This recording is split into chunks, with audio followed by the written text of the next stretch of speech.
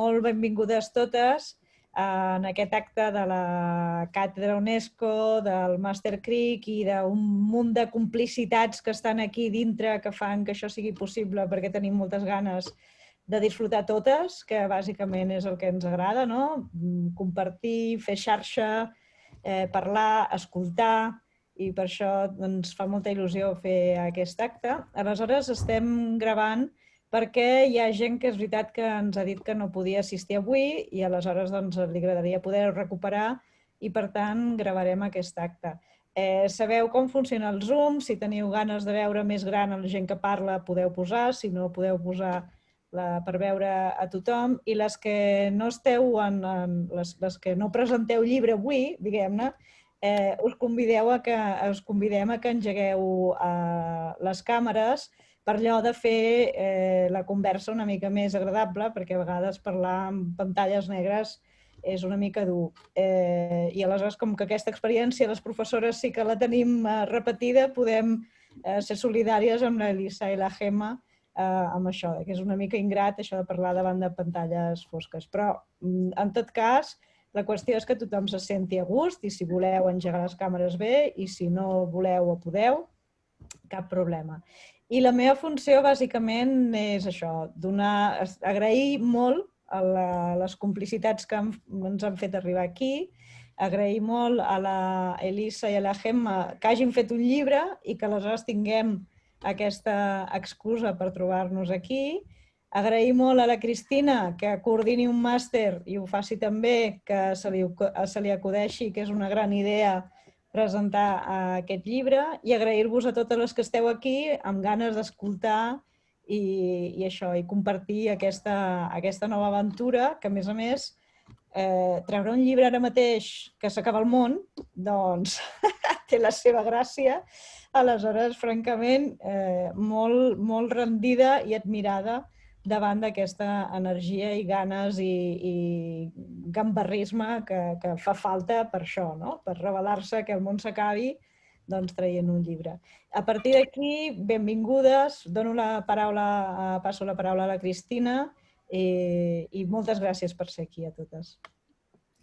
Muchas gracias, Mónica. Yo voy a ser muy breve porque quiero que sean Elisa y Gemma quienes tengan todo el rato la palabra, tanto rato como podamos, porque la verdad es que tengo muchas ganas de escucharles, precisamente después de haber leído el libro. Vale, me faltan 10 páginas, pero no creo que haya un spoiler en el final, ¿no? O sea, no creo que vaya a pasar esto, pero esta mañana no he podido terminarlo. Pero yo solo quería decir que me decía Mónica, mi trabajo de coordinación, mira, el máster con gente como la que tenemos en las aulas y tanto al frente de las aulas como llevando las aulas horizontalmente, tanto como podemos, si es que se lleva solo.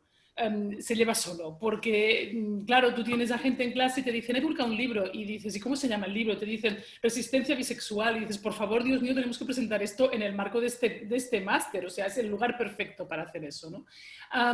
Y luego te mandan el libro, lo empiezas a leer y te das cuenta de que es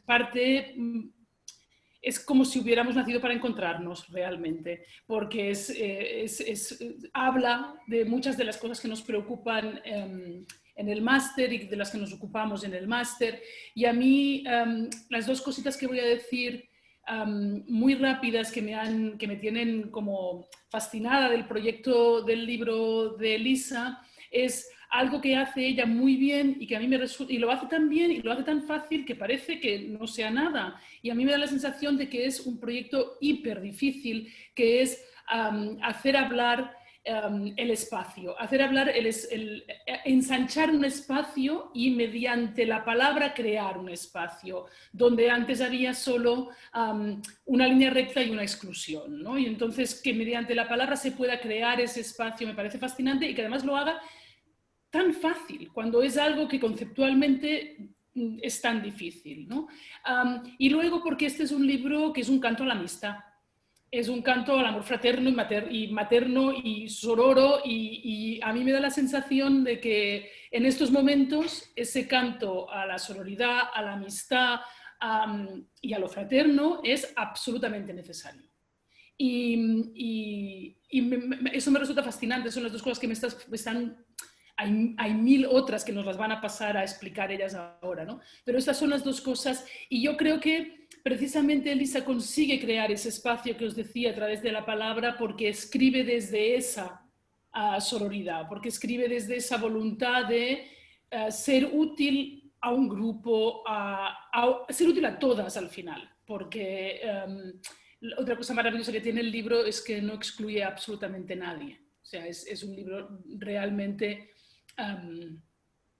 inclusivo y amorosiento en este sentido, ¿no? Entonces, os recomiendo muchísimo leerlo, ¿no?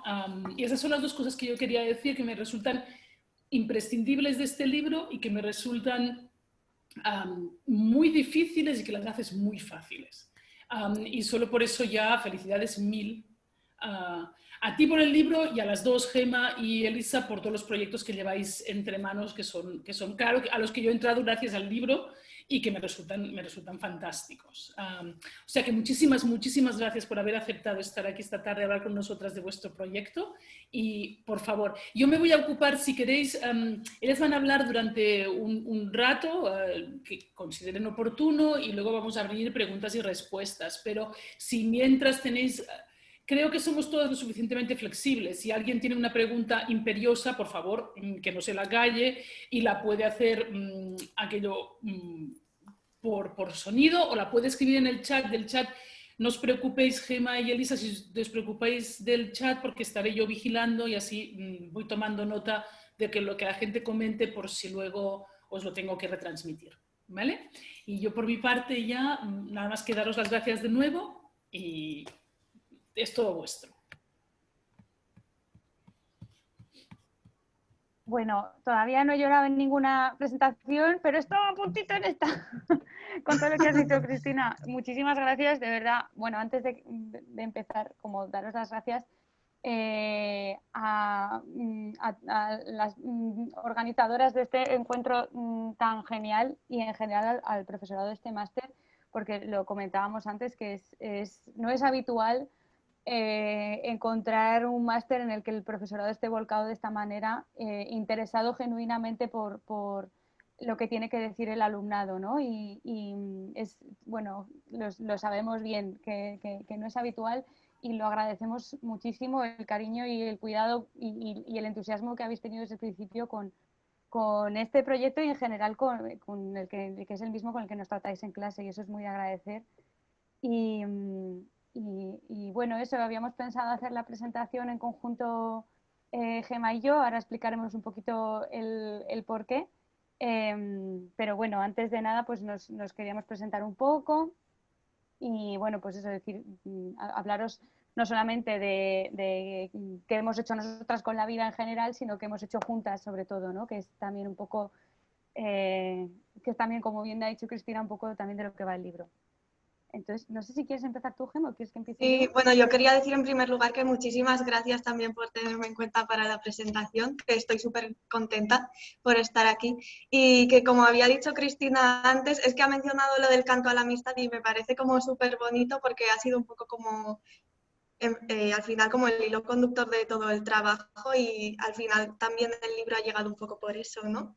Y bueno, pues eso que ha dicho Elisa, que o sea, queríamos contar un poco como el proceso que tenemos en común y los proyectos que hemos hecho. Y bueno, me presento también, yo soy Gema, soy arquitecta y actualmente estoy estudiando el máster de Historia del Arte Contemporáneo y Cultura Visual en el Reina Sofía, y compagino un poco toda esta parte de investigación más teórica con la producción cultural y el diseño y la ilustración.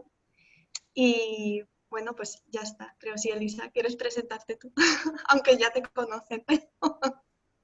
Bueno, es que además yo, como para narrar mi currículum, es un poco raro porque he ido haciendo un poco así. Yo hice comunicación audiovisual y después decidí que eso no me gustaba, vamos, o sea, ya más o menos tenía claro que eso no era lo que a mí me gustaba, porque a la vez también había estudiado teatro, que era algo que sí que a mí me gustaba más y tal. Y después descubrí los estudios bueno, descubrí los feminismos y como yo quería trabajar de eso, pues dije, no me vale con haberme leído 10 libros, tendré que hacer un máster que certifique que yo me he leído estos libros. Entonces hice un máster. Y desde entonces pues me he estado dedicando un poco, cuando he podido, laboralmente, sobre todo a hacer formación en institutos y centros educativos en general, que como Dolors bien sabe, es a la vez muy satisfactorio y a la vez jodidillo también, ¿no? Pero bueno, es una cosa que a mí me encanta, también porque te conecta con la necesidad de hacer accesible todo lo que estamos luego académicamente mascando, ¿no? O sea, como decir, vale, lo que estamos haciendo aquí tiene que llegar aquí, porque si no, no sirve, ¿no?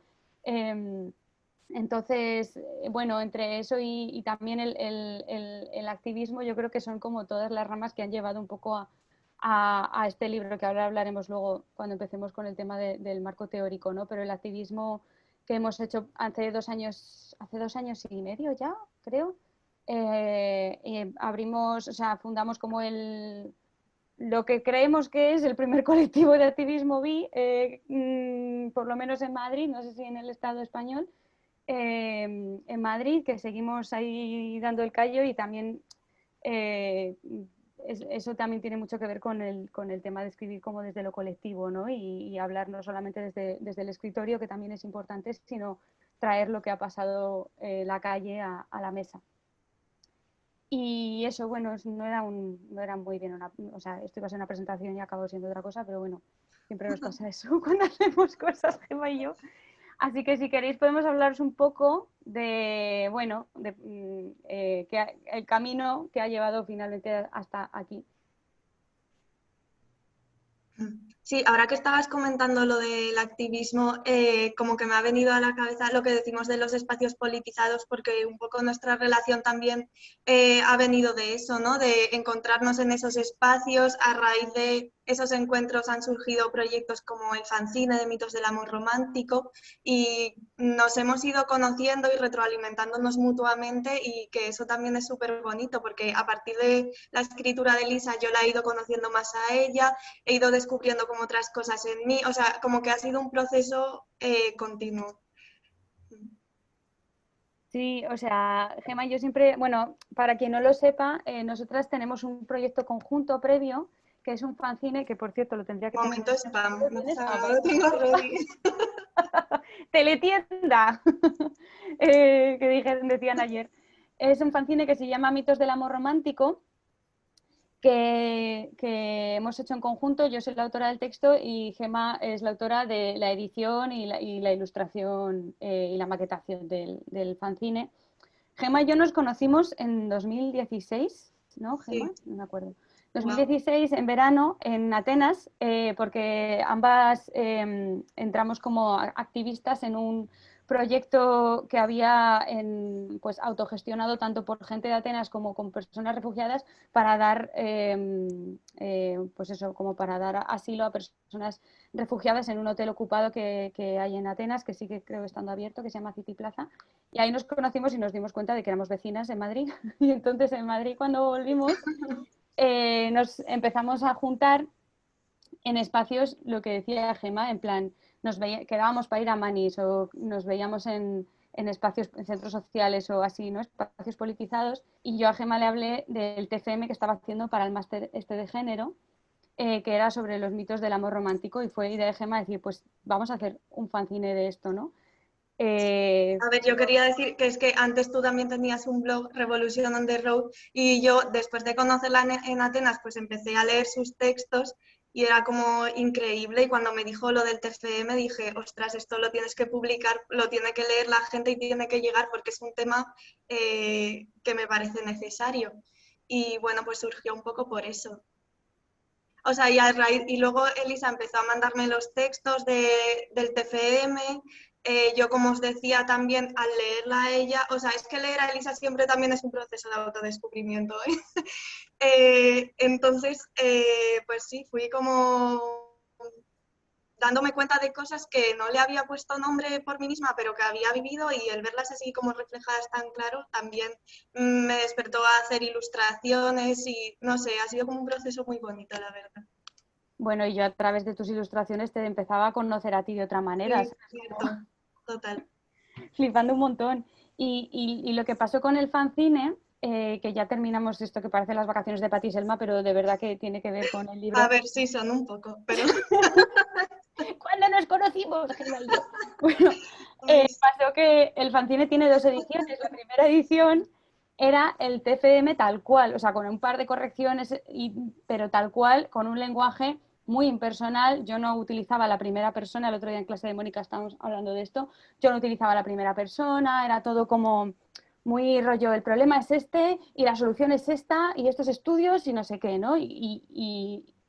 Y lo publicamos y al tiempo yo me empecé a sentir, bueno, al tiempo, al día siguiente prácticamente, yo me empecé a sentir como mal, como esto no es lo que yo quería expresar. Además parecía, o sea, la gente como que se acercaba como si yo hubiera escrito un manual como de instrucciones y era como muy, y de repente es como, joder, es que estamos hablando de un tema súper personal y súper colectivo desde la tercera persona, pero ¿qué estamos haciendo? O sea, nos tendremos que situar, ¿no? Y tendremos que poner como utilizando solo de referentes a señoras que no hemos conocido en la vida, cuando tenemos a las amigas ahí, tenemos a los adolescentes diciendo unas perlas en clase brutales y estamos solamente utilizando de profesoras a señoras lejanas, ¿no? Que esto es un tema que, por ejemplo, habla muy bien la autora Mar Gallego, la escritora del libro Feminismo, bueno, Como vaya yo y lo encuentre, y el proyecto Feminismo Andaluz, que habla más de esto increíble. Y entonces hicimos una segunda edición ya, pues eso, en plan, desde la primera persona, hablando como hablamos en las conversaciones que estábamos teniendo, intentando traducir eso al fanzine y eso, y poniendo un poco las entrañas y dedicándole un capítulo a la incoherencia, es decir, esto no es un manual de instrucciones, esto es un conjunto de reflexiones que esperamos que sirvan para hacer comunidad, ¿no? Y ya está, y con ese tono, ya, con ese punto de partida, empieza el libro.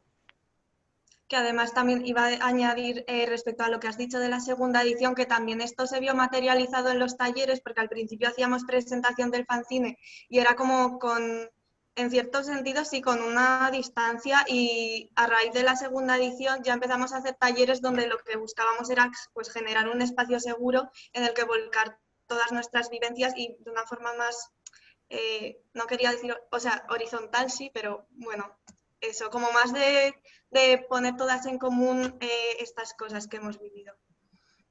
Sí, dejándonos llevar un poco, o sea, al principio las presentaciones eran como, bueno, el libro no sé qué, y luego fue como, no se nos ocurrió que nos podríamos vestir de novias para las presentaciones, nos fuimos a comprar unos vestidos a una tienda de segunda mano, 2 señoras se pensaban que estábamos buscando en serio vestidos para casarnos, fue graciosísimo, y empezamos a hacer las presentaciones haciendo ya, convirtiéndolas en una performance, y eso ha hecho de las presentaciones un sitio, yo creo, como mucho más honesto y desde el que la gente se anima mucho más a compartir, que parece que hace falta como hacer las cosas muy serias para que te tomen en serio, ¿no?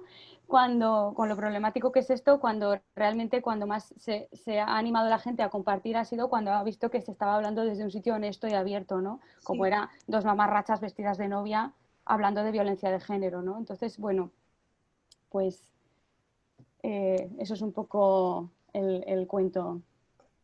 Reparación a través del mamarracheo. Sí.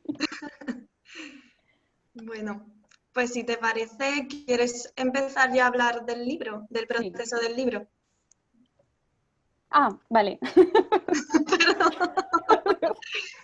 No, o Vale. sea, espera, que iba a contar que, o sea, respecto al proceso del libro, que yo también lo siento un poco como el proceso del fanzine, porque al final me has ido pasando, has ido compartiendo los textos del libro con tus amigas, pidiéndonos feedback, y ha sido también muy bonito ver, o sea, leerte mientras ibas escribiendo, sacando ideas, compartirlo, que también yo he aprendido un montón y he descubierto muchas cosas de mí misma, y creo que eso es como súper, no sé, que me ha encantado el proceso. Y bueno, que te dejo hablar ya de tu No, vida.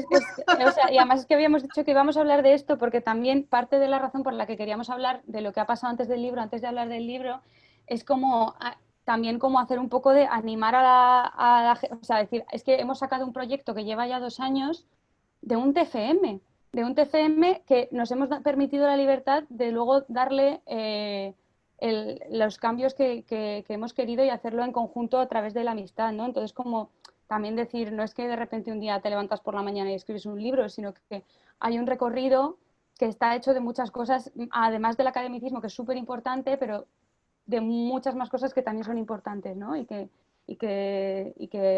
nos permiten habitar lugares bastante guays, la verdad.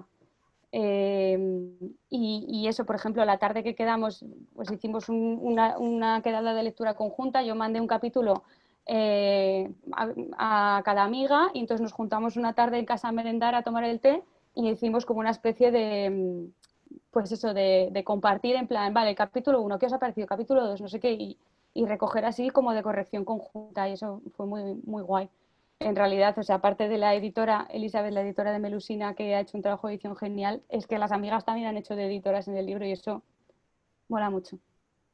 Entonces, lo primero de lo que queríamos hablar con respecto al libro, aparte de esto, era el tema del marco teórico, que bueno, ya lo hemos tocado un poco, voy a pasar un poco por encima así rápidamente, pero bueno, eso, he tenido en cuenta algunos textos académicos, o sea, bueno, el libro de Sara Ahmed, Fenomenología Queer, ha sido como uno de los pilares a nivel teórico bastante guays. Creo que si hubiera conocido a Halberstam habría sido también, pero bueno, habría sido otro libro que ya será.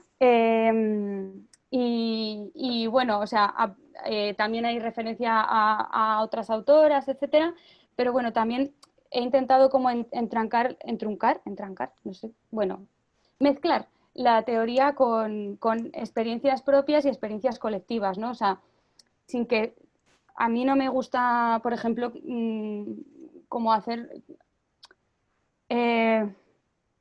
pensar en lo personal como si necesariamente fuera colectivo, y creo que para eso están los estudios que se han hecho, ¿no? Decir, vale, a mí me ha pasado esto, te cuento cómo lo he vivido yo y ahora te pongo un estudio que demuestra que lo que me ha pasado a mí no me ha pasado a mí personalmente, sino que es una violencia estructural y que es algo que nos ha pasado a muchas y nos ha pasado por bifobia, ¿no? Y desmontar un poco la idea de que la bifobia no existe o que no es una violencia estructural, ¿no? Entonces, eso, mezclado con experiencias propias y también con los relatos de las amigas, haciendo del libro, intentando que sea un espacio colectivo y no solamente yo contando mis movidas, ¿no?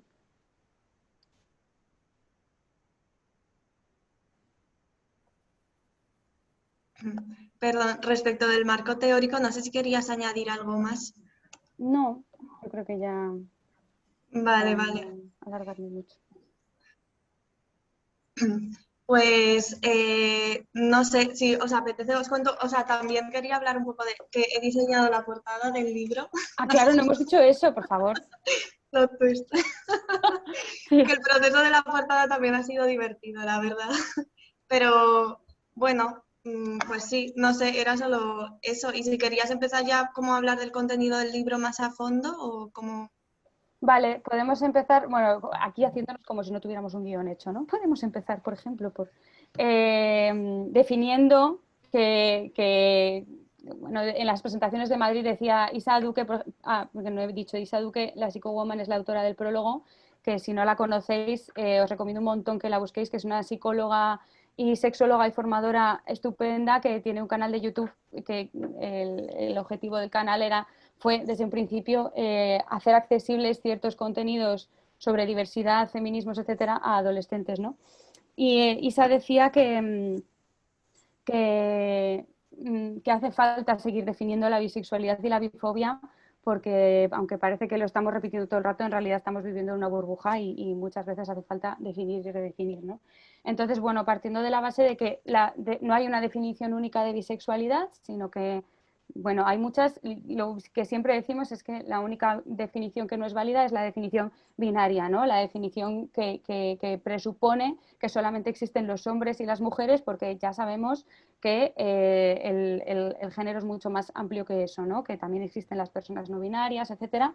Entonces, la bisexualidad se puede definir como atracción hacia personas de más de un género, o para la gente purista de bisignificados, es que estamos más hartas de oír eso, pues mira, mi género y otros géneros, ¿no? O lo que sea.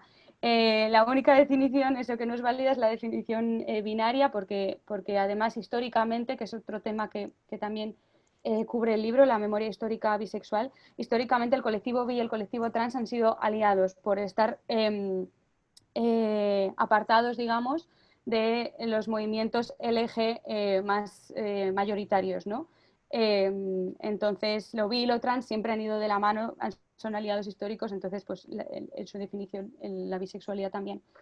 Pero en el libro, lo que me parece más importante, aunque que es más allá de definir la bisexualidad, es definir la bifobia, ¿no? Porque definir la bisexualidad, quedarnos en el deseo es como quedarnos en la puerta de la casa, ¿no?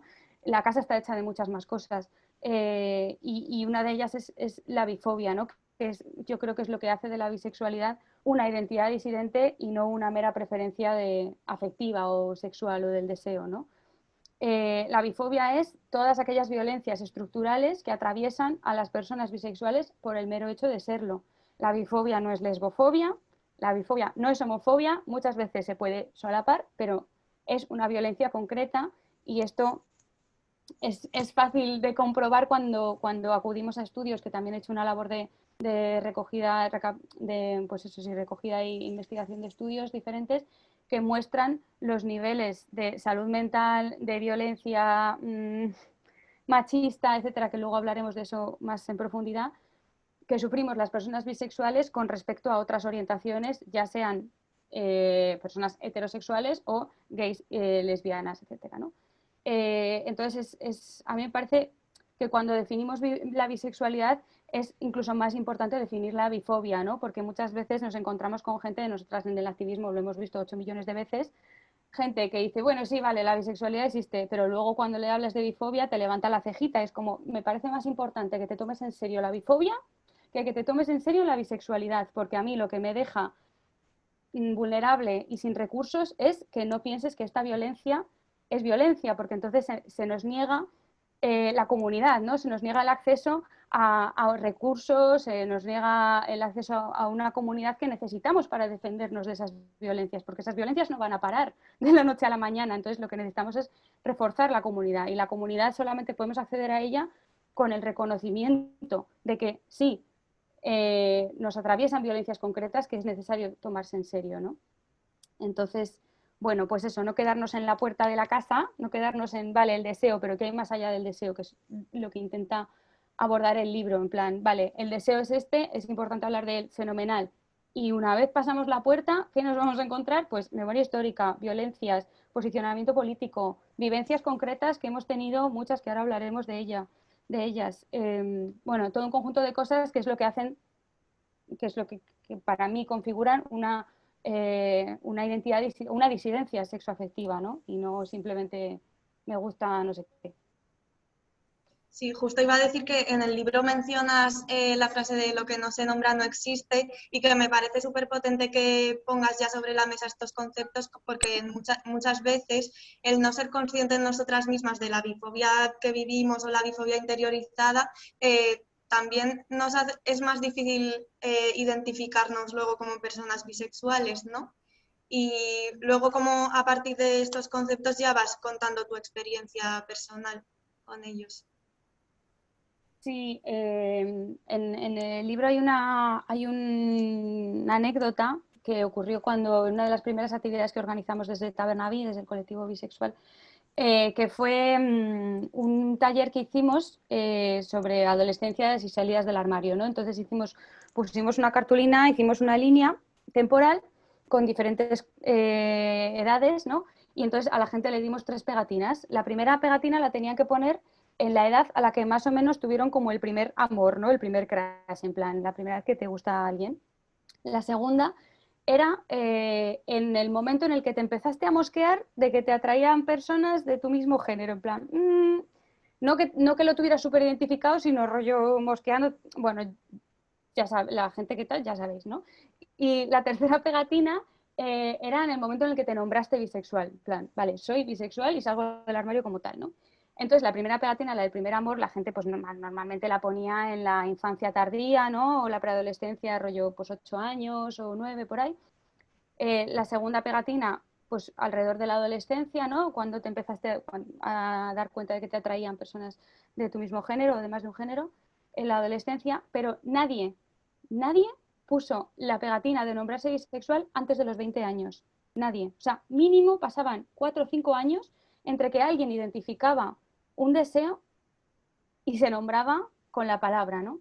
Y por curiosidad hicimos este mismo experimento con compañeras lesbianas y no pasaba eso. Pasaba que la tercera pegatina iba mucho antes, en ningún caso antes de los 20 años, ¿no?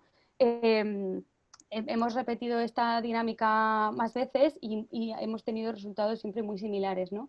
Y claro, este espacio de 5 años no está exento, no es un espacio en el que tú estás, es un espacio en el que tú estás pasándolo mal, estás teniendo una bifobia interiorizada, estás dentro de un armario aunque tú no te des cuenta de que lo estás, y lidiando con muchas cosas que luego se ven reflejadas en la salud mental, que es, bueno, que luego no hay más que ver los estudios sobre salud mental de personas bisexuales, que estamos todas cucú. Entonces, claro, la falta de referentes hace que sea imposible acceder a una comunidad, con lo importante que es eso, ¿no? Sobre todo en la adolescencia. Y nos delega el aislamiento y además hace que muchas personas, antes de nombrarnos bisexuales, nos dejemos de nombrar, que es una experiencia muy común entre nosotras, ¿no? Igual que hay mucha gente que dice, antes de nombrarte gay o antes de nombrarte lesbiana, te nombras bi, que es una de las razones por las que se dice que lo bi es una fase, ¿no? Es una transición, es un estado transitorio, que luego hablaremos de eso. Pero las bis, antes de nombrarnos bis, nos dejamos de nombrar. Y dejarse de nombrar es literalmente quedarse sin voz. No tener palabras para nombrarte. Y es no tener palabras para nombrar la comunidad a la que debería estar abrazándote, ¿no? Entonces, bueno, habíamos escogido unos trocitos de libro como para leer sobre el síndrome de la impostora, que creo que esto habíamos quedado, esto lo lees tú, ¿no, Gemma? Porque sí, nos pasa mucho en espacios, cuando empezamos a hacer activismo bi en Taberna Bi, y nos sigue pasando, la gente no entraba en plan, hola, soy bisexual, vamos a hacer activismo. No, la gente venía, bueno, yo no sé si yo debería estar aquí, porque en realidad no estoy súper segura de que yo sea bi, porque claro, si yo no he tenido nunca novia, pues no estoy segura, o sea, como estamos tan obsesionadas con las prácticas, ¿no? Y con el carnet de puntos bi, y que tienes que tener un 50-50 tan binario, ¿no? En tus experiencias, y a ver dónde está el historial sexual y el historial afectivo, ¿no? Para considerarnos bisexuales, hace que tengamos un síndrome de impostor como una casa que nos impide acceder a estos espacios y habitarlos, no como visitantes, porque muchas veces se nos trata como visitantes en espacios LGTBIQA+, sino como habitantes de ese espacio, ¿no? En derecho a habitarlos. Entonces, es muy fuerte la actitud tan distinta con la que entra la gente bi a hacer activismo que a otros tipos de activismo de disidencia sexogenérica y sexoafectiva. Sí, justo iba a decir eso también porque cuando estás en esa etapa de confusión, por así decirlo, también es como mucho más fácil no enfrentarte a salir del armario, depende del círculo en el que estés, ¿no? Pero que al final es la opción más cómoda es, pues eso, eres hetero, ya está, o la gente te lee como hetero, entonces no tienes que enfrentarte a ello, ¿no? Y bueno, pues leo ya el fragmento, ¿sí, no? Vale. Aunque seguimos allanando el camino, aún resulta muy difícil autodenominarse como bi. Arrancar esta categoría del limbo invisible, inhabitable y reconocerla como válida es solo una parte más del proceso de reconocer nuestra propia bisexualidad como válida, de no sentirnos intrusas o farsantes por permitirnos construirnos en torno a ella y ocupar espacios disidentes y colectivos bis a nuestra manera, con nuestras peculiaridades, sin tener que responder a estereotipos o mandatos impuestos. Una trampa de nuestros armarios a menudo es el pensamiento de no soy lo suficientemente bi, el miedo a apropiarnos de una categoría a la que no tenemos derecho. La bisexualidad no es un club selecto en el que hay que enseñar un carnet por puntos, no es solo para quien lo tiene clarísimo desde siempre, sino también para las confusas e indecisas, para quien aún no se atreve a decirlo, para quien llega pronto y para quien se da cuenta de repente en plena edad adulta. Y visibilizarnos es fundamental en este proceso de habitar lo bi, haciéndolo desde lo crítico, lo sororo, lo vulnerable. Qué bonito. Qué bonito cuando lo lees tú. Bueno, Sí, es un poco lo que estábamos comentando, ¿no? Es que me acuerdo, o sea, has mencionado lo de Tabernaví y sí, el sentimiento de confusión inicial de no atreverte a acceder al grupo, bueno, es que me estoy acordando de cuando estábamos en el Orgullo Crítico y yo, ay, no sé si ponerme. Y acabaste llevando la Acabé pancarta. llevando la pancarta en primera fila. Sí, fue muy divertido, la verdad. Sí. Pues Y, al respecto de esto, ay, perdón. no, nada, sí, dime. No, que al respecto de esto deberíamos pensar también tocar el tema de las etiquetas, porque muchas veces nos encontramos en discursos que hablan de que las etiquetas siempre son una cárcel, porque lo ideal sería no etiquetarnos, ¿no? Y que todo el mundo, esto de me gustan las personas, no sé qué, no sé cuántas, que, bueno, o sea, es un poco demasiado hippie en el sentido de que si todo el mundo es bi, nadie es bi, ¿no? Y si las etiquetas no hacen, las etiquetas a quién no le hacen falta, a quien no se ve atravesado por las violencias que conllevan esas etiquetas, ¿no? Entonces, en el libro no es que me meta con la decisión personal de cada persona de etiquetarse o no etiquetarse, porque evidentemente eso tiene que ser una estrategia de protección personal de cada una, ¿no? O sea, el adherirte a una etiqueta o soltarla tiene que ser siempre para la propia protección de la persona frente a las violencias del mundo, pero sí me parece como peliagudo e inquietante que cuando hablamos de bisexualidad, de repente las etiquetas ya no importan, ¿no? Porque eso despoja la bisexualidad de ser una categoría politizada y disidente, ¿no? Entonces, a mí con la bisexualidad me pasó de forma muy parecida a como me pasó con las violencias machistas, que de repente, al entenderlo, revisité cosas que a mí me habían pasado y dije, ¿qué era esto? Y para mí la etiqueta es eso, es una herramienta de sanación colectiva, ¿no? Y de encuentro.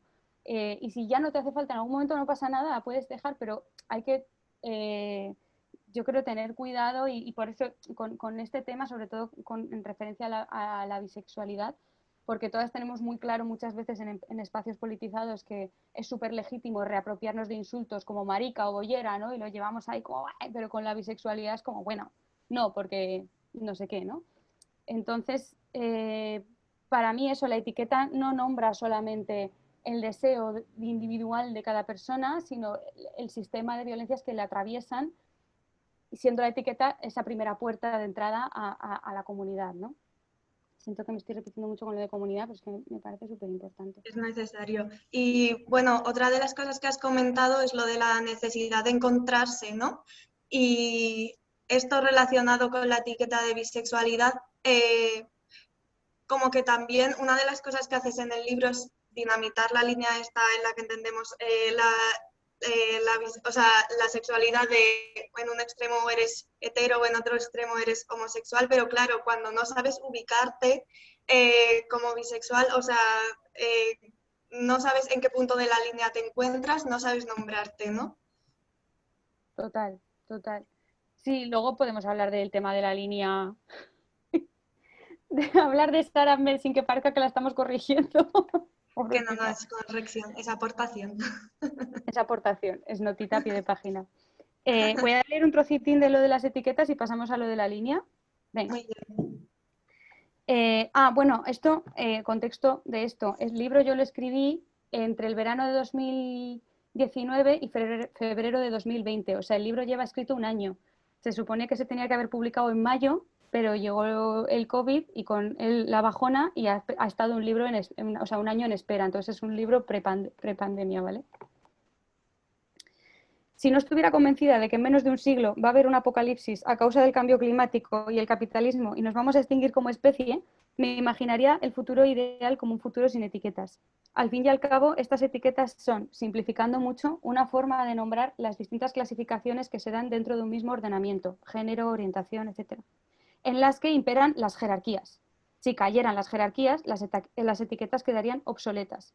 O cada quien podría elegir libremente la suya o ninguna, sin que ello significara nada más que eso mismo, una elección individual, basada en lo que nos parece que acierta más a nombrarnos, en caso de desear hacerlo.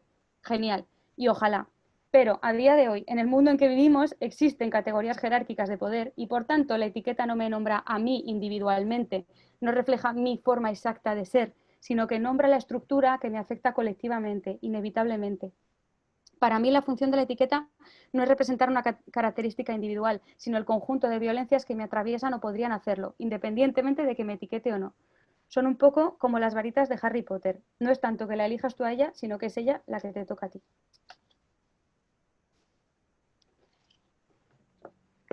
Referencias millennials. La referencia a Harry Potter, es que me encanta. Bueno, y todas las referencias millennials que das en el libro. Pues sí, si quieres, hablamos de la línea o no sé, ¿seguimos? Vale, perdón. Pues, a ver, el tema de la línea, que es el tema así como más denso del libro, denso. Yo cuando leí Fenomenología Queer en 2017, creo que fue, una vez que fuimos a Santander juntas a hacer un taller, me compré el libro allí, me quedé fascinada porque era lo primero que leía de Sara Ahmed. Y bueno, el libro, para quien no lo haya leído, resumiendo muchísimo, la autora lo que hace es hablar de la orientación sexual como literalmente orientarse, ¿no? Orientar el deseo hacia una dirección o hacia otra, ¿no? Entonces ella habla de la línea recta, ¿no? Que hace también el juego de palabras porque en inglés straight significa recto y también significa heterosexual, entonces la orientación recta, digamos que es la heterosexual, porque te orienta hacia el objeto, hacia el sujeto hacia el que deberías estar orientada, y la desviación es una orientación desviada, ¿no? También jugando con el insulto de desviadas, ¿no? Para hablar de la gente que no es heterosexual.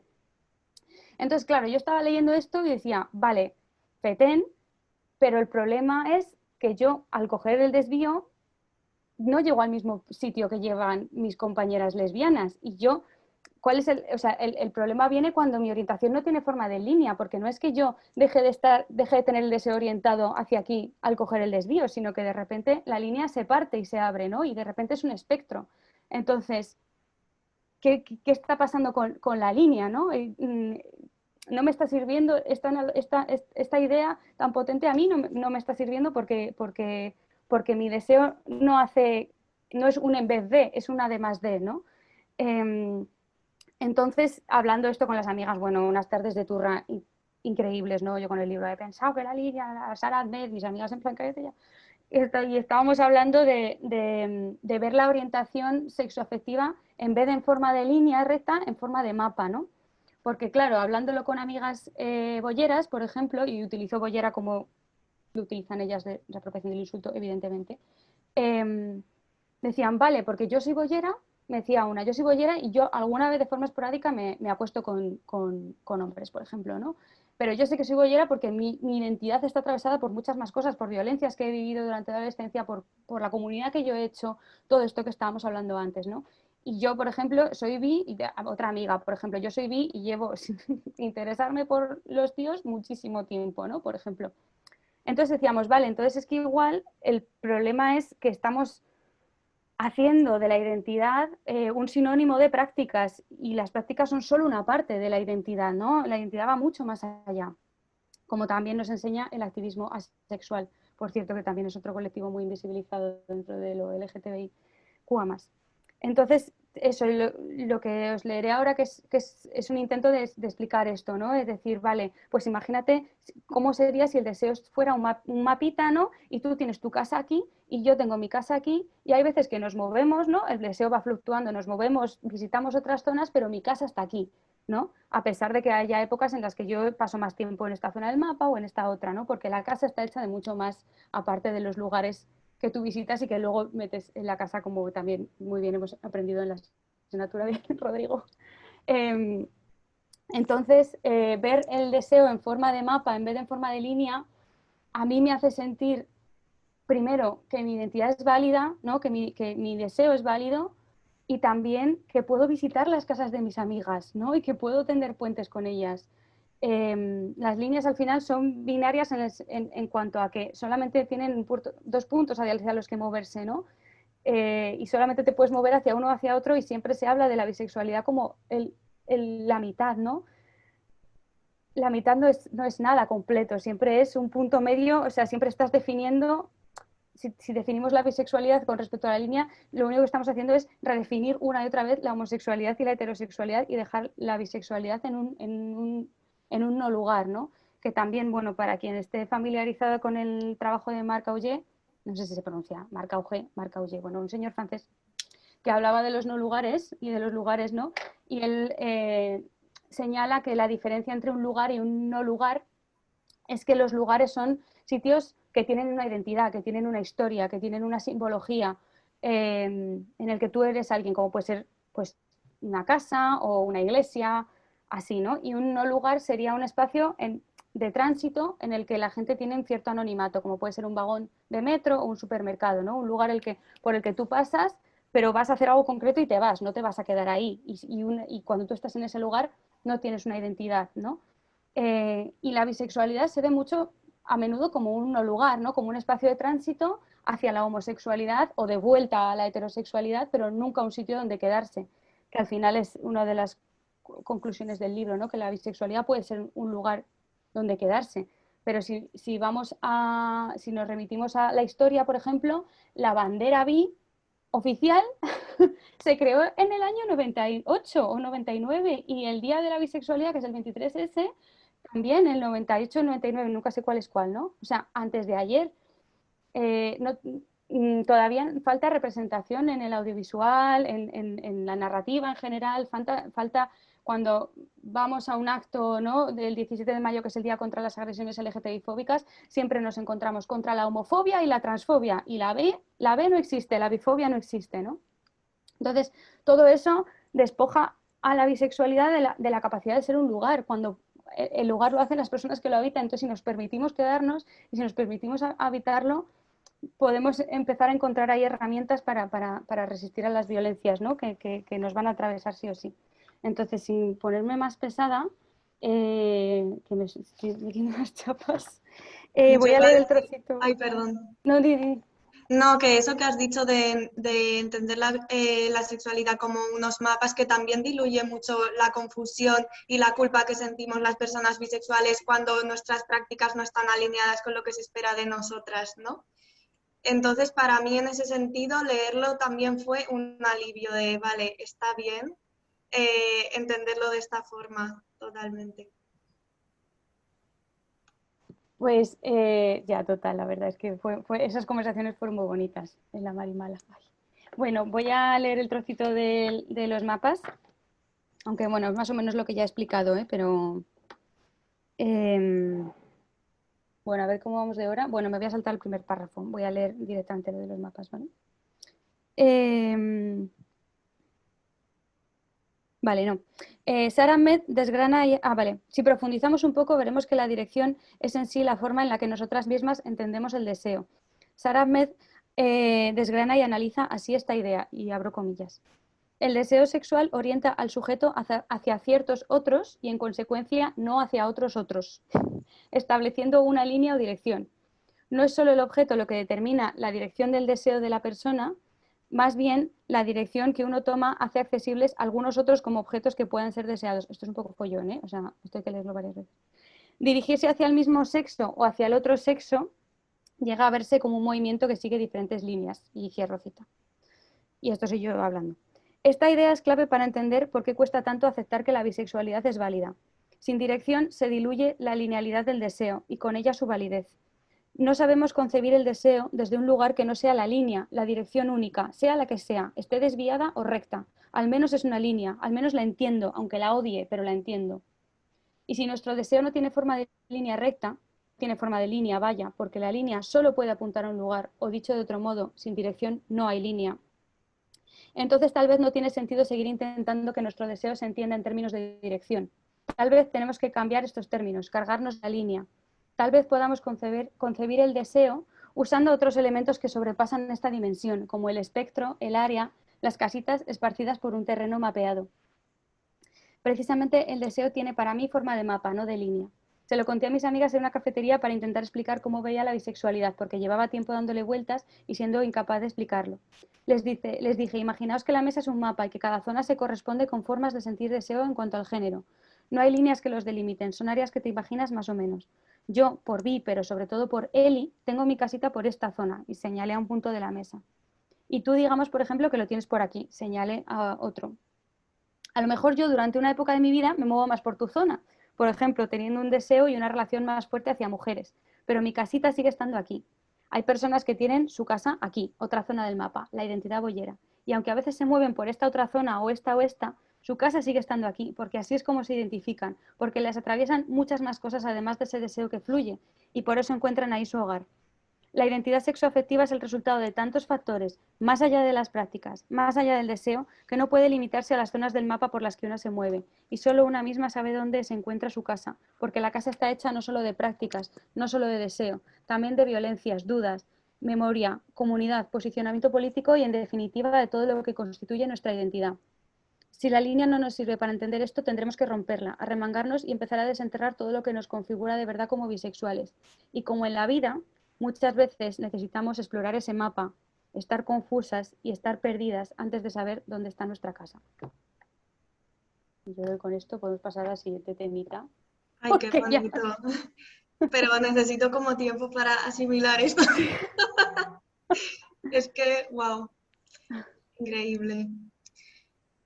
Pues justo en las últimas líneas que has leído, como la necesidad de encontrar el círculo en el que definirte y como de explorar, también no sé si quieres hablar ahora como de la intersección entre la identidad y violencias que no te permiten, o sea, como que en cierta medida no te permiten como explorar, ¿no?, tu sexualidad.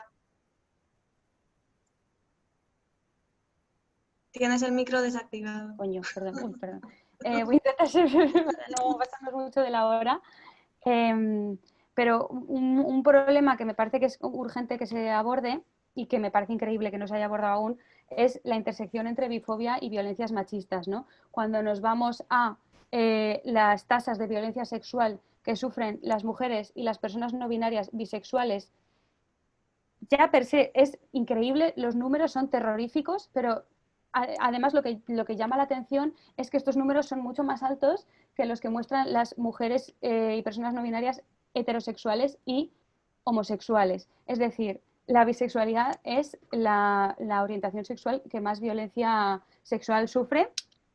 Si consideramos la asexualidad una orientación, entonces también sería como con la asexualidad, pero es increíble, brutal, ¿no? Entonces, claro, cuando hablamos de desmontar mitos sobre las personas bisexuales, ¿no? Esta idea, por ejemplo, de todas las chicas son un poquito bisexuales, ¿no? O la bisexualidad en mujeres está muy aceptada, ¿no? Lo que estamos hablando es realmente de cultura de la violación, ¿no? De cómo de accesible es para una persona bisexual para una agresión sexual, ¿no?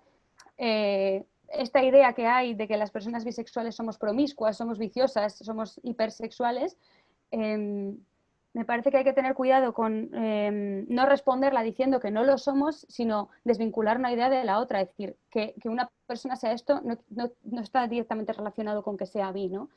Y el problema no es simplemente, no somos promiscuas, sino el hecho de que se nos etiquete de promiscuas, de hipersexuales, etcétera, lo que tiene detrás es todas estas tasas de violencia sexual terroríficas que hay, ¿no?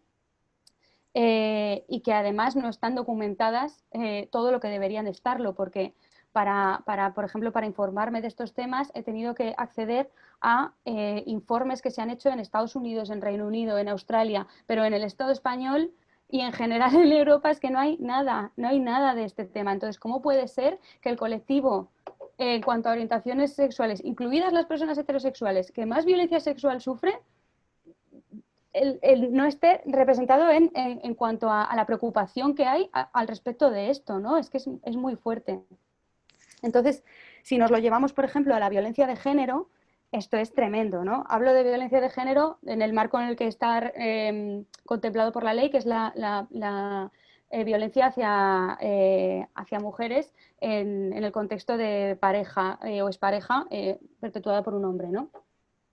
Entonces, claro, ¿qué pasa? Que yo, que por ejemplo he trabajado mucho con temas de violencia de género, en los informes que hay, los estudios que se hacen respecto a la violencia de género, muchas veces se busca como qué factores interseccionan aparte de ser mujer, ¿no? Y entonces se habla de la clase, se habla de la racialización, de la migración, de la discapacidad, pero nunca, nunca, nunca se habla de la orientación sexual, porque además la gente se queda como, ¿qué? ¿Cómo que la orientación sexual? Porque pensamos que solamente las mujeres heterosexuales viven violencia de género. Cuando te vas a estudios que estudian el impacto que tiene la bifobia en relaciones de violencia de género, lo que observamos es que la bisexualidad es un factor de riesgo en las relaciones de violencia de género, ¿no?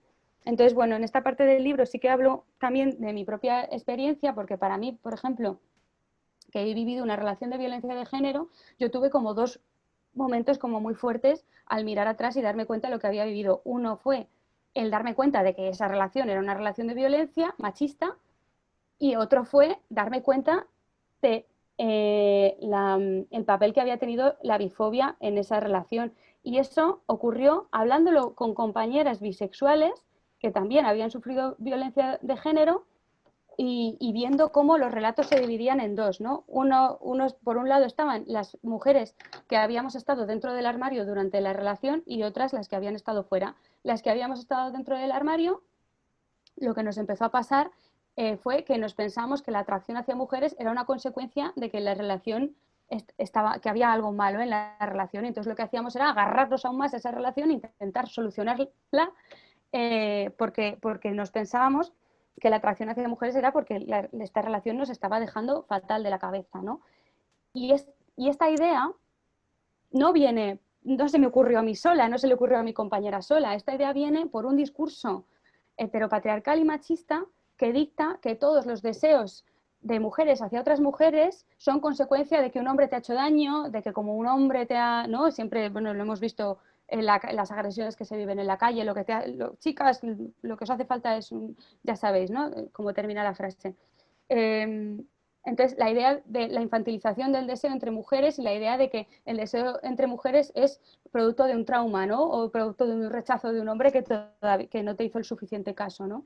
Entonces, esta voz interior que nos impide escapar de una relación de violencia de género y salir del armario es producto de un discurso social, ¿no? y aceptado. Y por otro lado estaban las mujeres que sí que estaban fuera del armario durante la relación de violencia,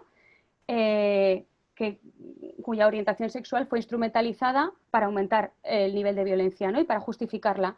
Claro, te controló porque como eres bi tienes el doble de posibilidades de ponerme los cuernos, o eres promiscua y entonces es mucho más fácil que me seas infiel, y entonces eso justifica el control, ¿no? Y además la culpa que está viviendo esa mujer de decir, hostia, claro, es que es verdad, porque como no tenemos un discurso potente bi, lo más fácil es que tú te lo creas, ¿no? En plan, pues sí, pues claro, normal, ¿cómo no se va a preocupar? ¿No? O, por otro lado, pues lo que hablaba antes, la violencia sexual, ¿no? La hipersexualización de la novia, ¿no? En plan de forzarla a prácticas como pues hacer tríos, etcétera, ¿no? O sea, fetichizar a la mujer bisexual y ejercer todo tipo de violencias contra ella, porque además el aislamiento, que es uno de los principales recursos que tienen los maltratadores, es aún más fácil de hacer a una mujer bisexual que a una mujer heterosexual en ese sentido, ¿no? Porque te falta esa comunidad que entiende por lo que estás pasando. Entonces, bueno, pues por animar un poco los ánimos después de esta bajona, que me parece como bastante urgente, por otro lado, hablar, quería leeros un trocitín que habla de los unicornios. Para quien no lo sepa, unicornio es, en jerga de aplicaciones de citas y así, es como se llama popularmente a una mujer bisexual, cis, que está dispuesta a acostarse con una pareja formada por un hombre cis y una mujer cis, ¿no? En plan. Entonces se llama unicornio como forma de fetichizarla, ¿no? Y bueno, es increíble. O sea, para escribir el libro yo me abrí un perfil en estas apps y me puse a mirar lo que había y hasta luego, Mari Carmen. Entonces os voy a leer un trocito, por lo menos para que nos podamos reír un poco, porque también hay que reírse un poco de estas cosas, porque es que si no, solo podemos llorar. Este capítulo se llama Pasarlo bien heterosexualmente. Abro comillas. Somos una pareja que busca chico o chica o ambas para pasarlo bien heterosexualmente. Cierro comillas. Son las 12 de la noche. Acabo de leer esta frase en el perfil de una pareja chico o chica en una app de citas y me ha entrado la risa. Lo primero que he pensado es que pasarlo bien heterosexualmente es un oxímoron. Luego he pensado que podría ser el eslogan de un campamento de verano para familias afiliadas a Vox. ¡Ey, chavales! ¿Queréis pasarlo bien heterosexualmente? Nada de mariconadas. Pero sigamos. En su perfil, el chico se ha clasificado en la categoría de heterosexual y la chica en la de heteroflexible.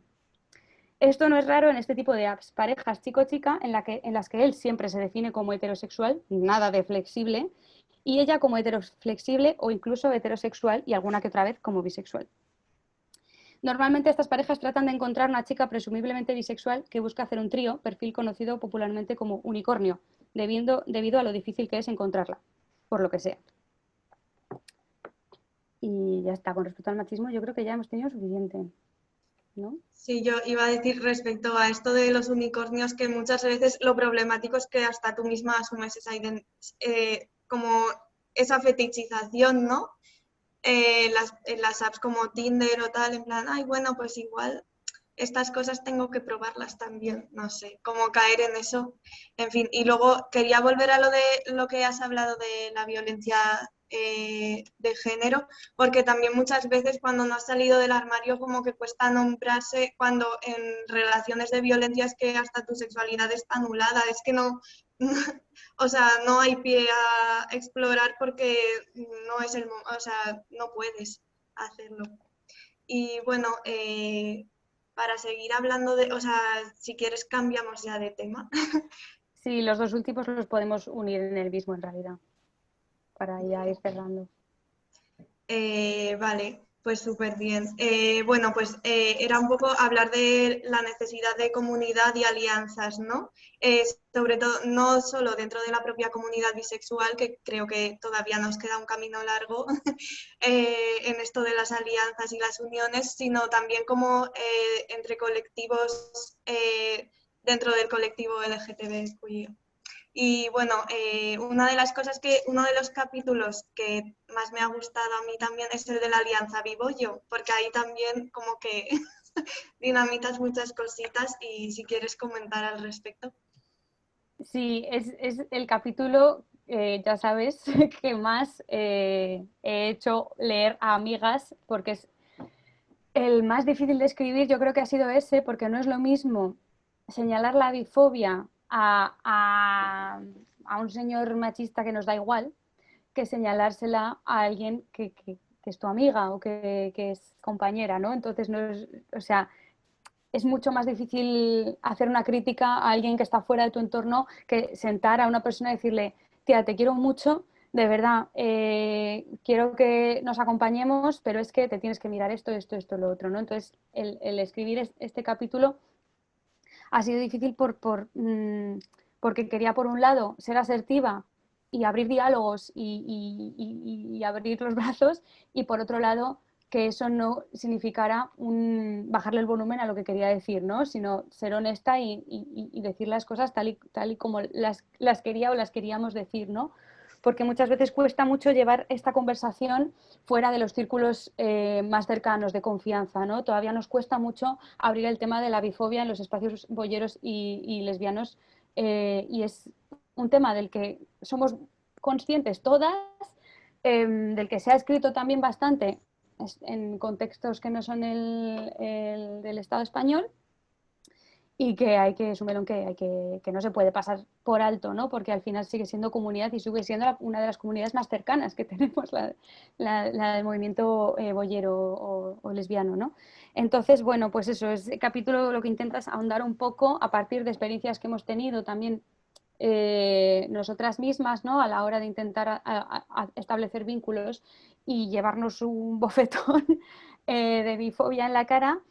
Y eso, bueno, el capítulo como que ahonda un poco en la bifobia que hay tanto en las prácticas como en el discurso también político, que también es como bastante preocupante que un discurso político se construya en parte en base a la opresión de otro colectivo, ¿no? Entonces no es que esto se haga aposta, pero sí que se hace y que es necesario señalarlo para poder revisar ese discurso y poder ampliarlo y eliminar las partes que nos hacen daño y que nos separan, ¿no?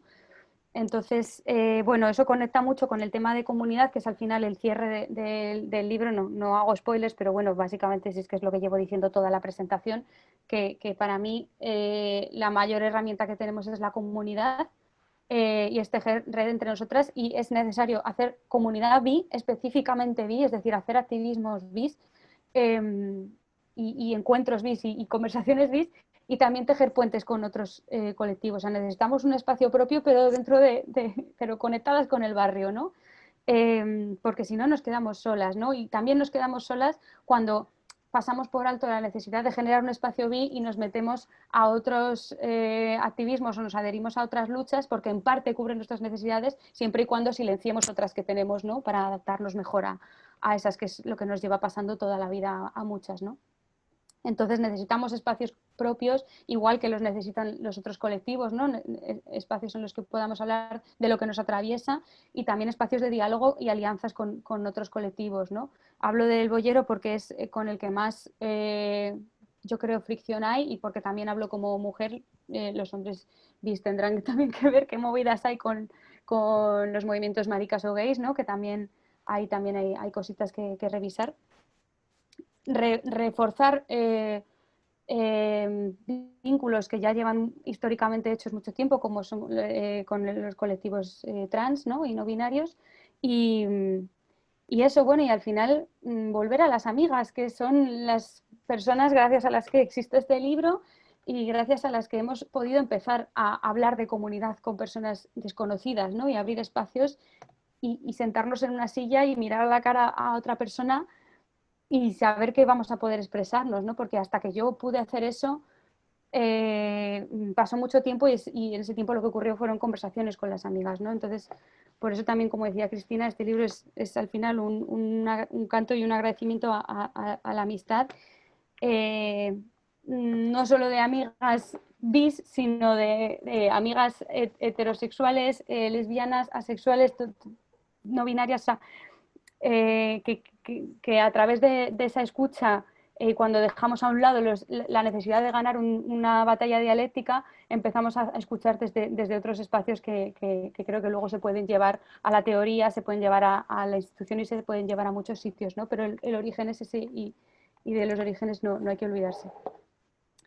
No sé si quieres decir algo más, Gemma, porque ya, si quieres, leemos la Ay, es cita que no final. quiero añadir nada más a esto que has dicho, ha sido muy bonito. Ay, qué pena que no nos podamos abrazar cuando termine Ya. esto. ¿Quieres que leamos el trocito Abracito final? virtual, venga, sí. A ver, voy a buscar la página. Vale. Vale, ¿empiezo? Sí. En un capítulo de la serie Friends, Joey está hablando con una mujer y esta le dice que no tiene televisor en su casa. Joey se queda sorprendido y responde, ¿no tienes tele? ¿Y hacia dónde están orientados tus muebles? Cuando me junto con compañeras bis, siento que somos un poco como esos muebles, que parece que pierden el sentido si no están orientados en una dirección concreta. Lo que intentamos hacer es precisamente apagar la tele, arrastrarlos para colocarlos en círculo y vernos todas las caras para poder hablar de lo que hay más allá de ese deseo. Las violencias que no supimos nombrar porque nunca nos dieron las herramientas. Las vivencias comunes que por fin podemos compartir e incluso transformar en algo de lo que reírnos.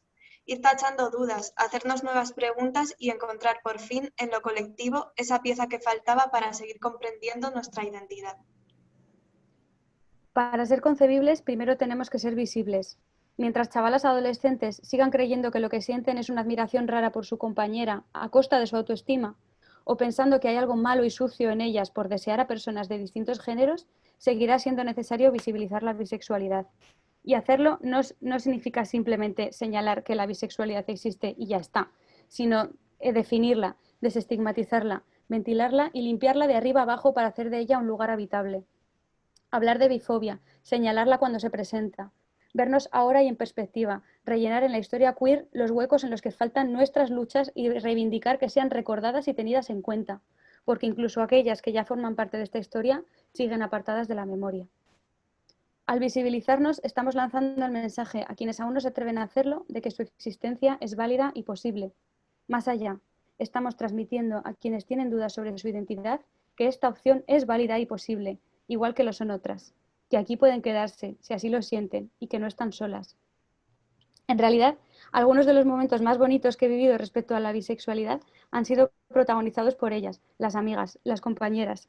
Cuando me viene alguna amiga boyera a contarme súper indignada que ha oído un comentario bífobo y lo ha contestado. Cuando de pronto una amiga me revela que ella también es bisexual, comparte sus miedos y nos damos las gracias de corazón la una a la otra. Porque reconocernos nos hace un poquito más fuertes, un poquito más tranquilas, que de eso se trata. Y con esto cerramos y pasamos a preguntas, si queréis. Muchas gracias, muchas gracias. A ver, bueno, la reacción, tú sabes que soy muy lenta buscando las reacciones, pero mira, la he encontrado. Ay, no, que no se me ha puesto. Bueno, sí, estoy ahí. Me cuesta mucho hacer esto, ya lo sabéis. Muchísimas gracias a las dos. Ha sido, pues yo creo que realmente un panorama muy interesante de lo que nos vamos a encontrar o de lo que la gente se va a encontrar en el libro, los que no lo hayan leído, no lo tengan aún, que sé que se van a ir corriendo a buscarlo después de escucharos, ¿no? Y como decía Elisa, y voy a dar la palabra enseguida, es un libro que yo creo que es muy valiente y a la vez muy amable. Y entonces combinar esas dos cosas me resulta a mí, encontrar esa voz me resulta harto difícil y lo has hecho estupendamente, ¿vale? Entonces, vamos a empezar. Si alguien tiene alguna pregunta, quiere levantar la mano y hablar directamente, perfecto. Si no, yo voy a empezar leyendo, antes de la pregunta de Elena que acaba de mandar, leyendo una pregunta que me ha mandado, un comentario, de hecho, que me ha mandado María Fasanar cuando estábamos empezando, ¿eh? Y María dice que le parece muy interesante lo que habéis comentado sobre la idea que tienen muchos de la bisexualidad como estado transitorio y el hecho de que sea tan difícil autodefinirse como bisexual. Ocurre lo mismo, dice, con el cuerpo gordo, el que está escribiendo una tesis ella sobre gordofobia, al que a menudo se considera transitorio. Existe la idea de que los gordos no son gordos, sino que están gordos y que tienen un cuerpo delgado dentro que pugna por salir. Por eso también los gordos no suelen llamarse a sí mismos gordos, como es algo tabú, ¿no? Y entonces tenía María ese comentario que me ha parecido interesante, porque también por esa diferencia entre el ser y el estar, ¿no?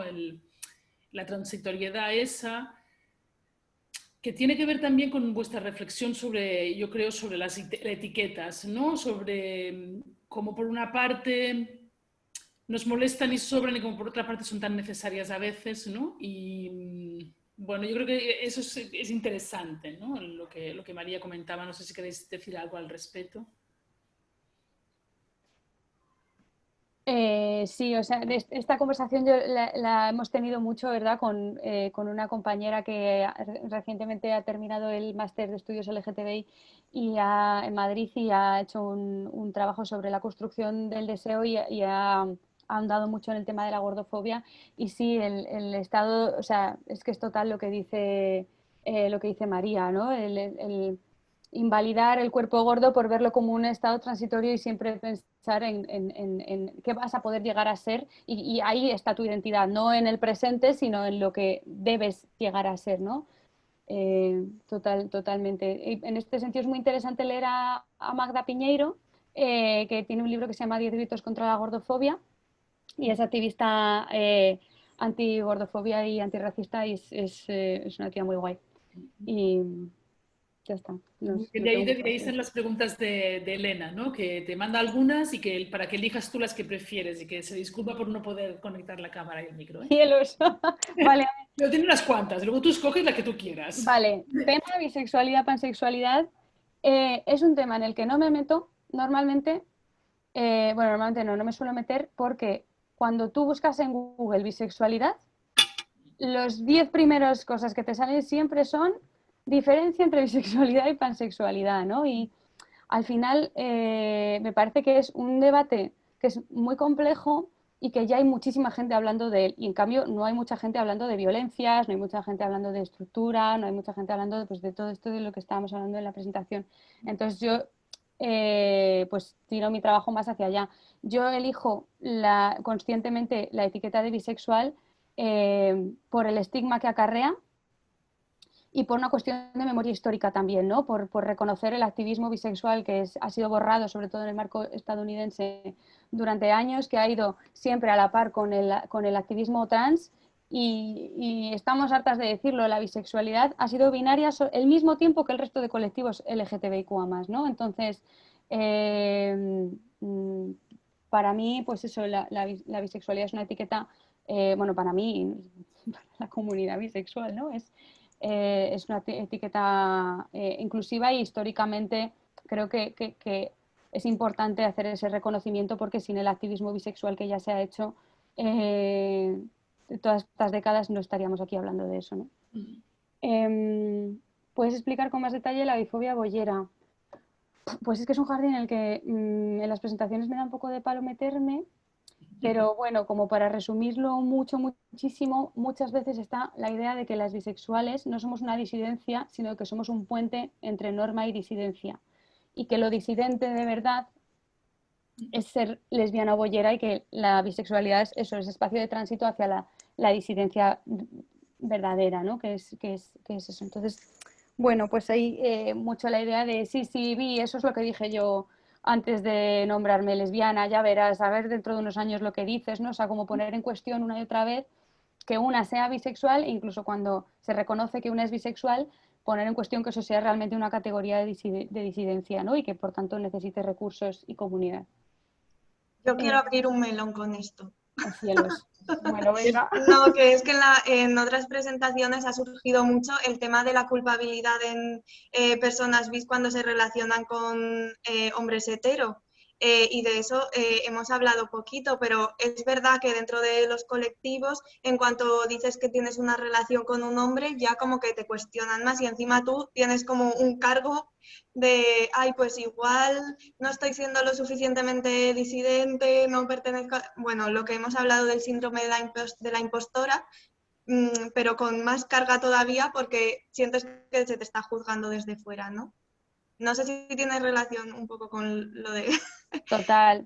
Y también que estamos diciendo, esto en el libro se aborda también, lo que pasa que desde la rabia casi ya, o sea, ¿qué estamos diciendo cuando estamos diciendo que tú colaboras con el enemigo porque te acuestas con él? Primero, estamos poniendo el vínculo sexoafectivo arriba del todo y como el único vínculo capaz de ser político, ¿no? Y de generar cambios, porque no se señala tienes amigos tíos, se señala tienes pareja tío, o te acuestas con tíos, ¿no? Sí. Entonces, ¿qué pasa? Que eso es, o sea, estamos todo el día diciendo que hay que desactivar el amor romántico, que hay que poner en el centro las amistades, poner en el centro los cuidados, pero de repente lo que tú haces con tu cuerpo sexualmente es lo más importante, es mucho más importante eso que tener colegas agresores. Es que, bueno, en fin, yo no me quiero Sí, bueno, y al coger carrerilla. Bueno, pero que al final es responsabilizarte directamente a ti de las violencias que estás viviendo, ¿no? Y como que se presupone también que por tener relaciones con hombres ya va a haber maltrato de algún tipo, no sé. Total, sí. Y que ese maltrato además tú vas a ser cómplice de él, ¿no? Porque, o sea, Sí. en el activismo del lesbianismo político de los 70 y de los 80 había mucho de, y hay una cita literal, eso lo he puesto en el libro, de las bisexuales son las verdaderas heterosexuales porque pudiendo elegir se van con ellos, ¿no? Y es como, bueno, a ver qué pasa con el discurso del deber hacer con los cuerpos de las mujeres, porque eso es bastante patriarcal, ¿no? En plan, decirme lo que yo tengo que hacer con mi cuerpo, solamente además en el ámbito sexual y afectivo, y no en los demás ámbitos, que qué pasa con ellos, ¿no? Pero bueno. Y esto también está muy ligado con, esto es pregunta que yo tengo, pero con las alianzas con el colectivo trans también, ¿no? En esos años. Sí, el decir, porque la trans también se veía como un no querer admitir que tú eras gay o que eras lesbiana, ¿no? Porque muchas veces, por ejemplo, a los chicos trans, y sigue pasando, o sea, cuando salió Elliot Page del armario, pasó que hubo muchísima reacción en redes sociales de no, tú no eres un tío, tú eres una lesbiana y puedes seguir mantener tu identidad de género teniendo deseo hacia mujeres. Y Elliot en plan de, no, soy un tío, por favor, dejadme en paz. Entonces, eso sí, el cuestionamiento y el pensar que lo que tienes en realidad es homofobia interiorizada cuando no es eso, ¿no?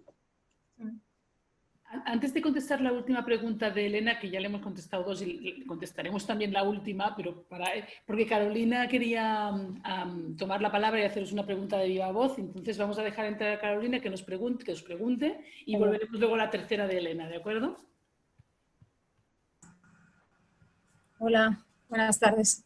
Yo soy Carol, vivo en Galicia y más que una pregunta, bueno, aparte de felicitaros por crear este espacio y felicitaros tanto a Gemma como a Elisa por vuestro libro, que me encantó leerlo, tengo que releerlo. Mira que no solo releer los libros, pero esto es para releer y anotar. Quería hacer una reflexión que la tuve casi a lo largo de todo el libro.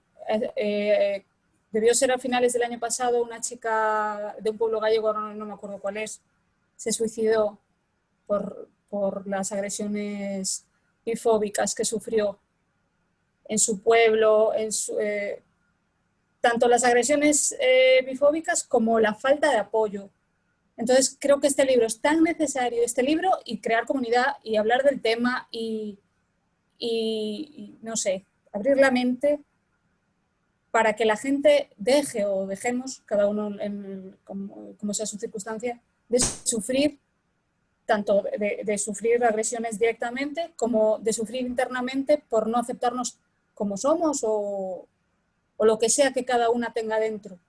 Vale, entonces me parece que es valiente, porque realmente, bueno, por lo menos en mi entorno no se habla de estos temas casi nunca, ¿sabes? O saco yo el tema o alguien así que esté tocado o atravesado por el tema sale, pero bueno, creo que ahora en los institutos se está hablando más del asunto. Yo cuando era adolescente ni de coña, o sea, ya en esa segunda etiqueta, en la línea, en esa segunda pegatina, es que ni se me ocurría, ¿sabes? Eres tan pequeño que no se te ocurre la realidad que hay fuera. Sin embargo, si te la cuentan, si se normaliza, y entra dentro de ti de otra manera, te aceptas de otra manera, bueno, todo eso que ahora como adultas ya podemos reflexionarlo, ¿no? Entonces quería, no sé, que si entre todas las personas que estamos interesadas en que la sociedad sea más abierta y más respetuosa, evitar el sufrimiento de los demás. Y creo que lo conseguís con el libro, ¿no? Y dos cosas que me han encantado del libro, bueno, el tema mapa está guay, y ahora escuchando hablar de él, es que es muy ilustrativo, fácil de entender y bonito, ¿sabes? Y ya el último capítulo de la Alianza Vivollo es que mola mucho en general y en este tema en particular, ¿sabes? Creo que hay que reivindicar las relaciones de otra manera y no ese el number one que sean las relaciones sexuales solo, ¿sabes? O las relaciones de pareja, que sigue, yo trabajo en un cole y sigue estando eso en el aire, ¿sabes? Como importante, como tener novios importante, ¿sabes? Demasiado, o sea, es importante, claro, las relaciones personales son importantes todas, pero no la más importante, ¿sabes? Entonces, nada, era más una reflexión y un agradecimiento que una pregunta en sí. Te iba a preguntar, os iba a preguntar lo de las bifobias por parte del colectivo lesbiano, pero ya está contestada, entonces me quedo ahí. Gracias.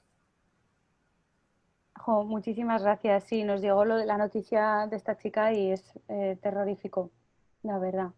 Y todas las que nos sabremos, ¿no? Muchas gracias por todo lo que has dicho. De verdad, es muy bonito oír hablar del libro en esos términos, porque también era un poco la intención era que fuera una herramienta, ¿no? Y no solamente un libro que lo terminas y ya está, sino como una herramienta o una casita, un punto de partida. Y muchas gracias, de verdad.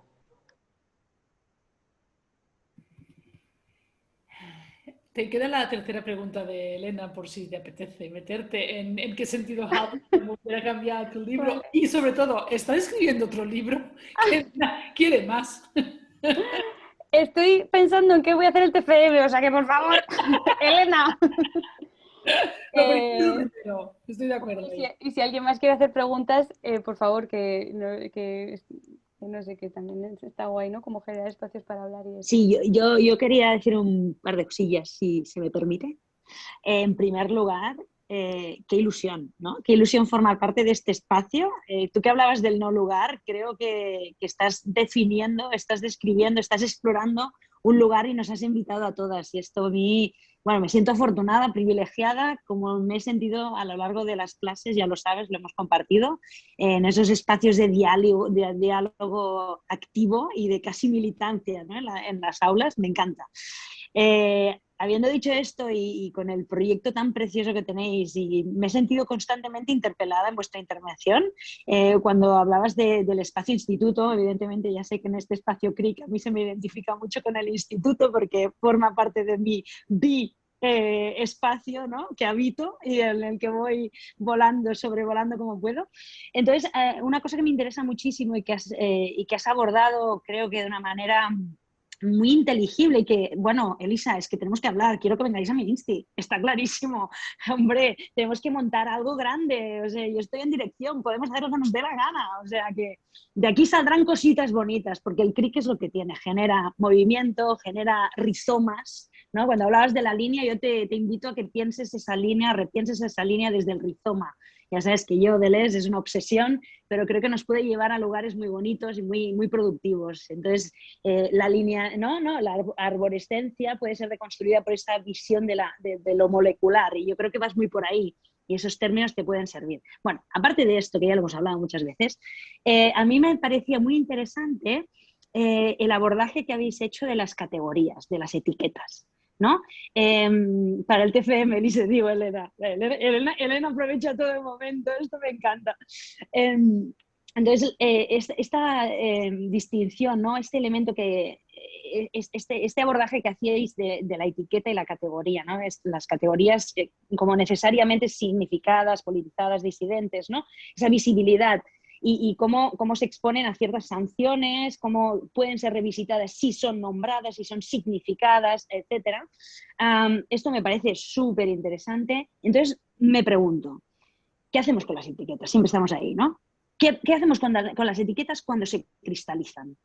Entonces, me planteaba, ¿no? Y es algo que a lo largo de mi vida en general siempre me he preguntado, las etiquetas pueden ser un punto de partida, pero tienen el peligro de congelarse en el tiempo y convertirse en anacronismos. Entonces, te pregunto, ¿cómo te planteas el punto de partida de la categoría de la bisexualidad?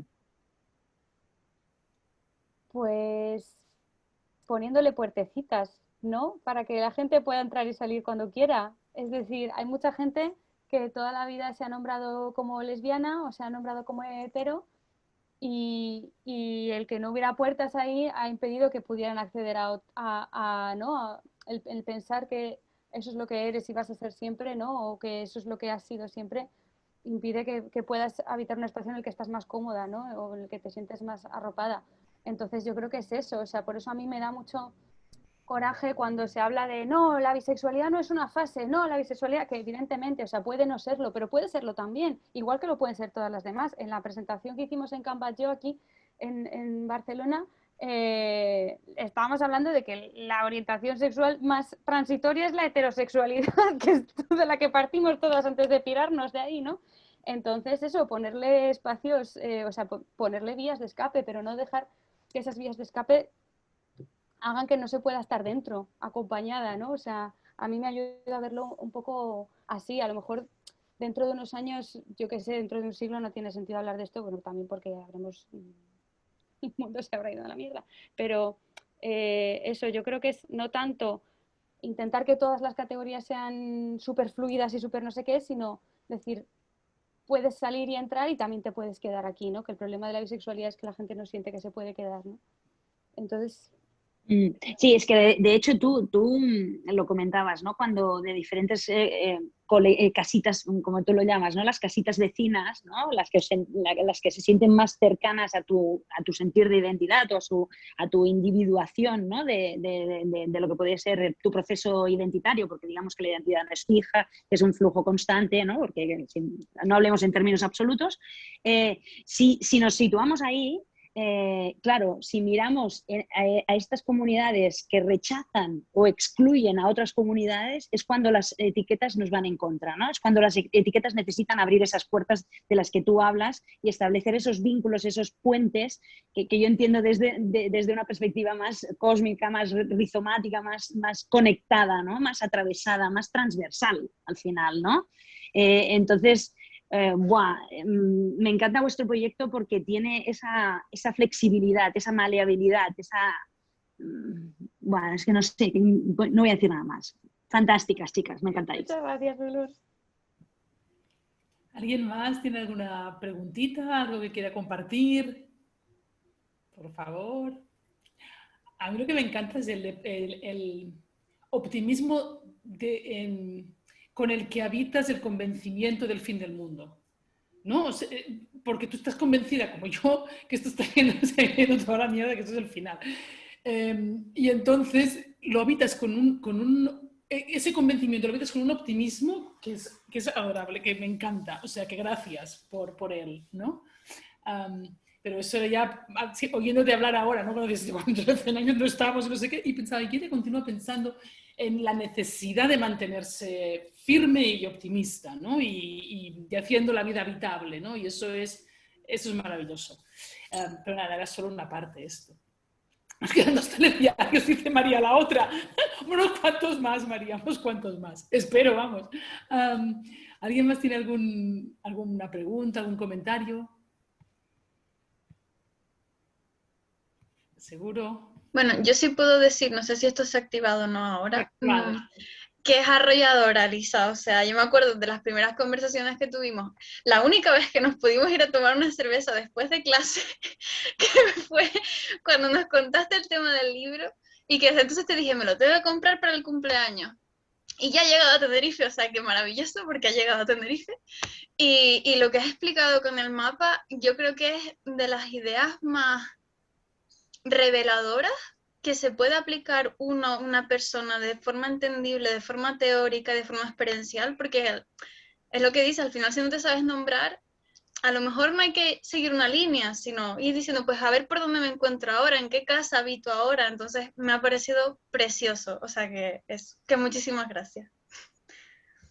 Muchas gracias, Elena. Para mí, bueno, ya sabes, lo estuvimos hablando el otro día, que también conocerte y escucharte y todas las ideas que tienes y la sensibilidad que tienes con respecto a cualquier tema que salga es increíble. Gracias. Creo que es para Gema la pregunta, ¿no? Es la portada del libro. Sí, yo también te lo quería preguntar. O sea, sí, por favor, ¿no? Bueno, Elisa, enciéndete el micro tú también. Yo no digo nada. No digo nada de este tema. A ver, la portada del libro también ha sido un proceso, pero básicamente es que esta es como... Ha habido varias pruebas de portada, pero queríamos retomar un poco la idea del uso de collage, porque en el fanzine, pues como en las ilustraciones del fanzine sí que hago uso repetido de las flores, bueno, los colores y tal, y queríamos llevarlo también a la portada, pues un poco como para seguir con esa línea. Bueno, las flores que están presentes, el triángulo, que ya todas sabemos, y los arcos del fondo. Esto era idea de Lisa, que queríamos representar como un espacio en construcción, como un lugar donde quedarte, haciendo alusión un poco al templo, y luego las montañas del fondo también, porque Elisa tiene como esa... Ay, no has mencionado de los viajes, pero que también ella tiene como esa vena exploradora de viajar y no quería perderlo tampoco. Y bueno, los colores de la bandera vi, por supuesto. Bueno, y las flores por lo de Gloria Fuertes, ¿no? Por lo de Sí. que empiezan a brotar en la carretera el poema Gloria Fuertes, icono bisexual. Y la idea también de hacer una especie como de carretera, porque como siempre se habla de las 2 aceras, ¿no? Y de que tienes que elegir acera, pues como qué pasa si nos sentamos en la carretera y no nos da la gana de irnos, ¿no? De irnos de ahí. Y la bandera, pues para que se viera rápidamente de qué va el libro. ¿De qué es el libro? Que nadie se llame a engaño, ¿no?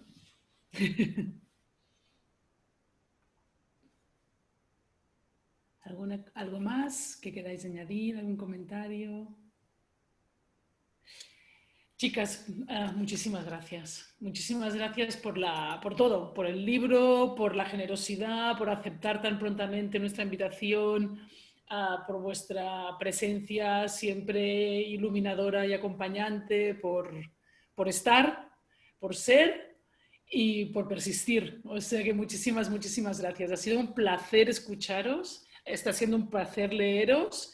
Y espero que vengan muchos más. Espero que realmente la pregunta, después del TFM, por supuesto, porque aquí yo tengo que decir esto, pero que espero que la pregunta de Elena de estar escribiendo otro libro sea verdad que sí. A lo mejor sale del TFM vete tú a saber, como ha pasado con este primero.